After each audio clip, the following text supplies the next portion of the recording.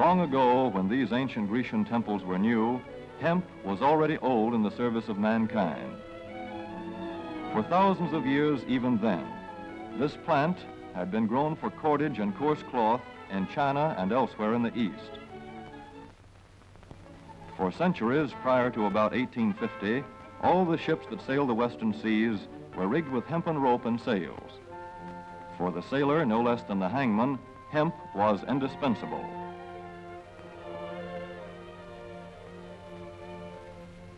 A 44-gun frigate, like our cherished old Ironsides, took over 60 tons of hemp for rigging.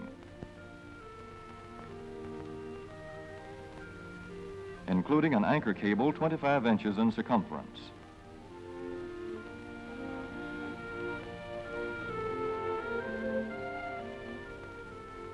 The Conestoga wagons and prairie schooners of pioneer days were covered with hempen canvas. Indeed, the very word canvas comes from the Arabic word for hemp. In those days, hemp was an important crop in Kentucky and Missouri. Then came cheaper imported fibers for cordage, like jute, sisal, and manila hemp, and the culture of hemp in America declined.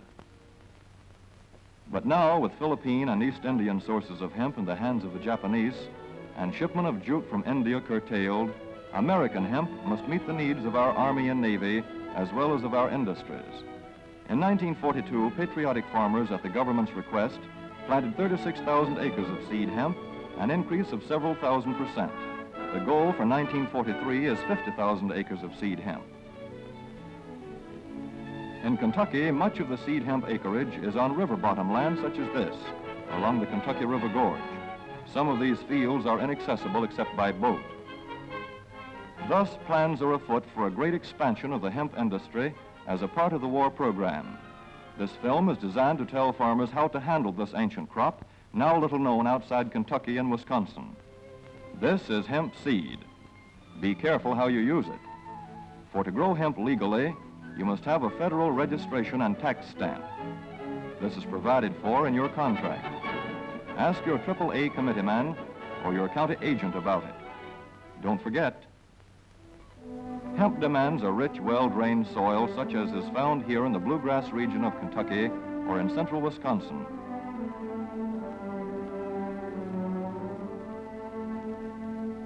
It must be loose and rich in organic matter. Poor soils won't do. Soil that will grow good corn will usually grow hemp. Hemp is not hard on the soil. In Kentucky, it has been grown for several years on the same ground, though this practice is not recommended. A dense and shady crop, hemp tends to choke out weeds.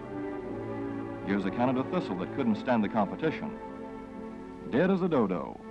Thus, hemp leaves the ground in good condition for the following crop. For fiber, hemp should be sown 5 pecks to the acre. With drill, the closer the rows, the better. These rows are spaced about 4 inches. This hemp has been broadcast. Either way, it should be sown thick enough to grow a slender stalk.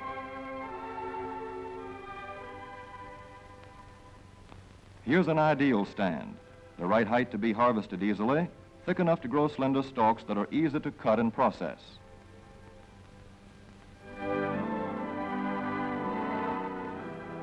Stalks like these here on the left, they yield the most fiber and the best. Those on the right are too coarse and woody. For seed, hemp is planted in hills like corn, sometimes by hand. Hemp is a dioecious plant. The female flower is inconspicuous, but the male flower is easily spotted. In seed production, after the pollen has been shed, these male plants are cut out. These are the seeds on a female plant. Hemp for fiber is ready to harvest when the pollen is shedding and the leaves are falling. In Kentucky, hemp harvest comes in August. Here, the old standby has been the self-rake reaper, which has been used for a generation or more. Hemp grows so luxuriantly in Kentucky that harvesting is sometimes difficult, which may account for the popularity of the self-rake with its lateral stroke.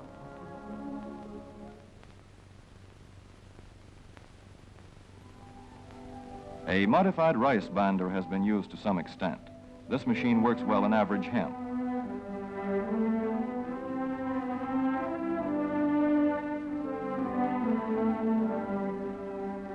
Recently, the improved hemp harvester, used for many years in Wisconsin, has been introduced in Kentucky. This machine spreads the hemp in a continuous swath. It is a far cry from this fast and efficient modern harvester to the Armstrong model of yore. But here's one kind of harvester, at least, that doesn't stall in the heaviest hemp.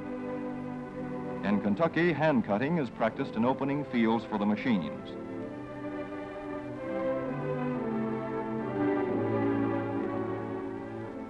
In Kentucky, hemp is shucked as soon as safe after cutting, to be spread out for retting later in the fall.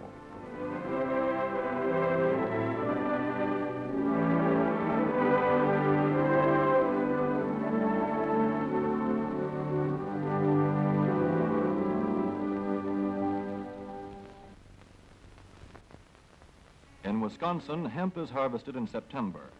Here, the hemp harvester with automatic spreader is standard equipment. Note how smoothly the rotating apron lays the swath preparatory to retting. Here it is a common and essential practice to leave headlands around hemp fields. These strips may be planted to other crops, preferably small grain. Thus, the harvester has room to make its first round without preparatory hand cutting. Here the machine is running over corn stubble. When the cutter bar is much shorter than the hemp is tall, overlapping occurs. Not so good for retting. The standard cut is 8 to 9 feet. The length of time hemp is left on the ground to ret depends on the weather. The swaths must be turned to get a uniform ret.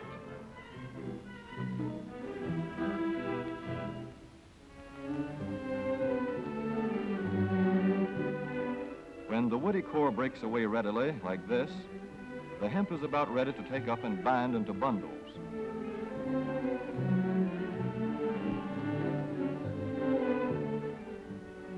Well-retted hemp is light to dark gray. The fiber tends to pull away from the stalk. The presence of stalks in the bowstring stage indicates that retting is well underway.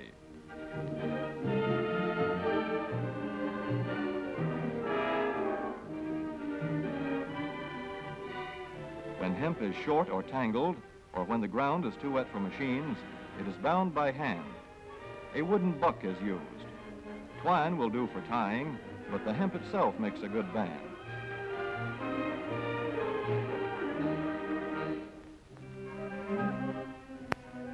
When conditions are favorable, the pickup binder is commonly used.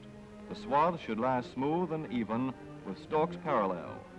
The picker won't work well in tangled hemp.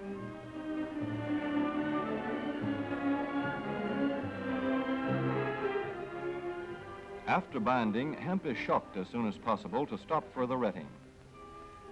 In 1942, 14,000 acres of fiber hemp were harvested in the United States. The goal for 1943 is 300,000 acres. Thus, hemp, Cannabis sativa, the old standby cordage fiber, is staging a strong comeback. This is Kentucky hemp going into the dryer of a mill at Versailles.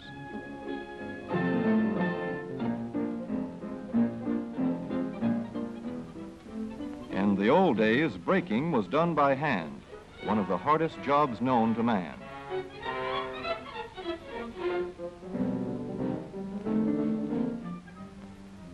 Now the power breaker makes quick work of it.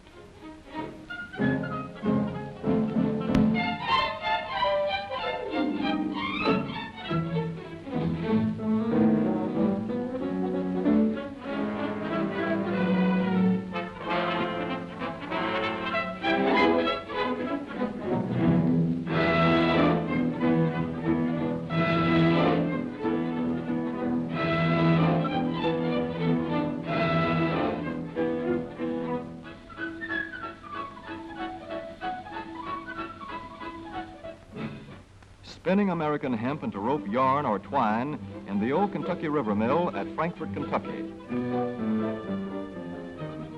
Another pioneer plant that has been making cordage for more than a century.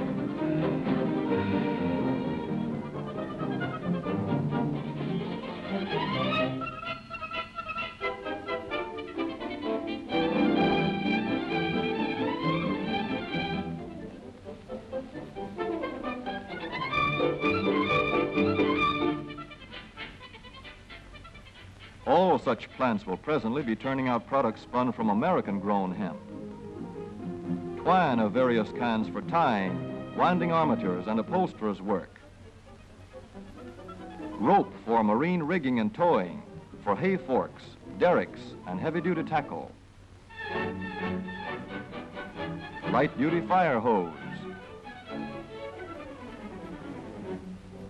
Thread for shoes for millions of American soldiers. And parachute webbing for our paratroopers.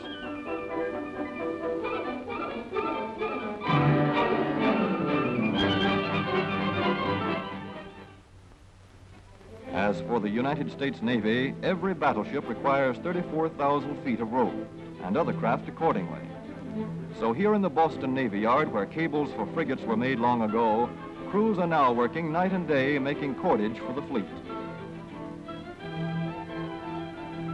In the old days, rope yarn was spun by hand.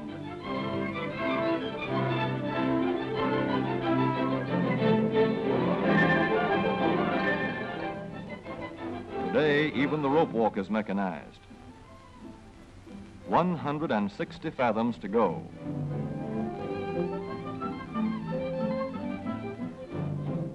The rope yarn feeds through holes in an iron plate.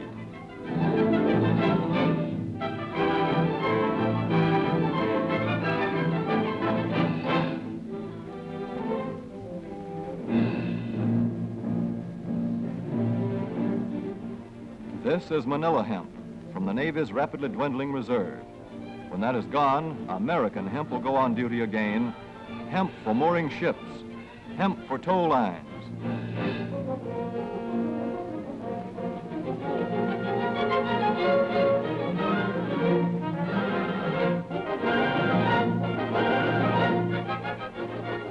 Hemp for tackle and gear.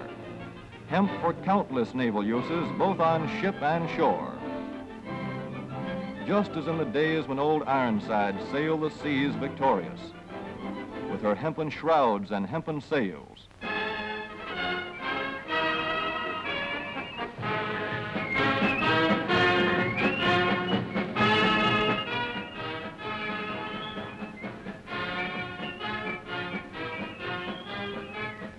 Hemp for victory.